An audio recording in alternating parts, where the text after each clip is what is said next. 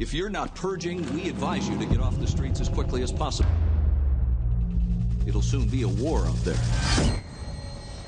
Oh, one night a year, all crime, including murder, is legal for 12 hours. Can you imagine that?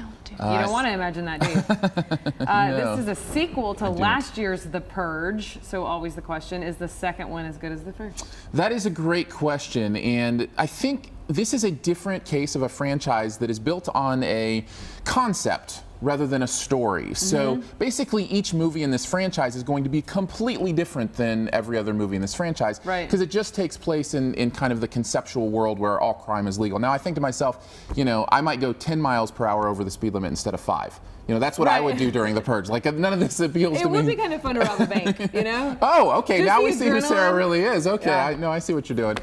No, but this is one of those movies that makes you... Until you're caught on camera. Exactly. It makes you ask those questions, though, and so that's kind of where the concept is and where it goes from there. Is it as good as the first one? Yeah, I think it's actually better than the first one. Now, I didn't love the first one, and one of the main problems I have with these movies is they're so firmly entrenched in the horror genre that they forget that they could be a good suspense and action movie instead. So because they feel like they have to get to a lot of the gore and a lot of the kills and those kind of things, they forget that actually underneath there could be a really exciting action movie here. And I like it when the story emphasizes those parts. And this story seemed to emphasize those parts more than the first one did. So hopefully they're moving in that direction, because I think the concept is actually pretty interesting. It is interesting, but it's kind of scary to make your mind go there. Like, what would I do if I could do anything I wanted for 12 hours? Well, the truth of the matter is I would do what many of the people in here do, which is hide in my house and hope that nobody comes in. Yeah, exactly. That is what I would do. I mean, all right, I'm getting a wrap on the first one here, so give us your final grade. Sure. Best thing about, I said, moral compass. It does actually have a message about the difference between legality and morality, which is, I think, something important to consider.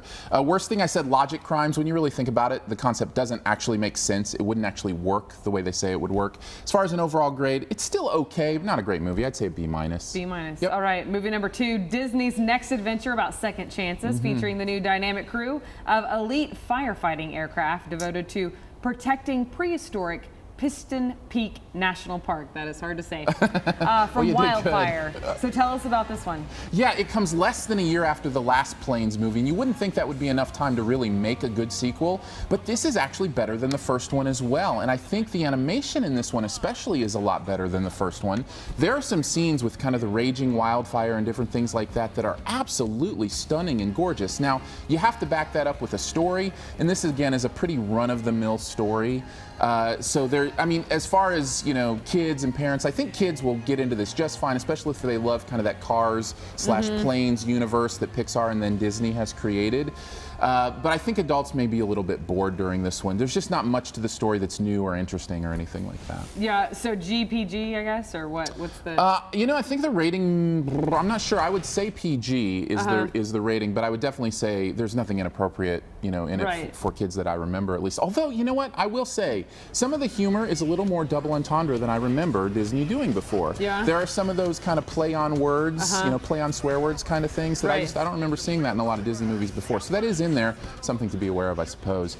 And we can go to best thing, worst thing, and overall grade for this one as well. I would say the best thing about this is the animation. I said flame on. I love the fire, the work in this on that animation is really, really great. As far as worst thing, I said pics aren't. And what I mean by that is it's just not the same as the movies that Pixar used to make, you know, when they would put a lot of emphasis in emotion and drama and story. This is a movie that feels like a TV show. It feels like, you know, you could put this on a Saturday morning and it could just kind of be fluff there, or direct to video or something like that. It's just not as good, and therefore I said a C+. All right, average. And more reviews from you? You know, I will let you know. My goal, and do this every weekend, is to have a review for every single movie that's playing in town up by the end of the weekend. So if there's something playing here locally, you should have a review for it up at the website by the end of the weekend. All right, thanks, Aaron Dicey, your movie friend. Jeremy Ray is here when we come back.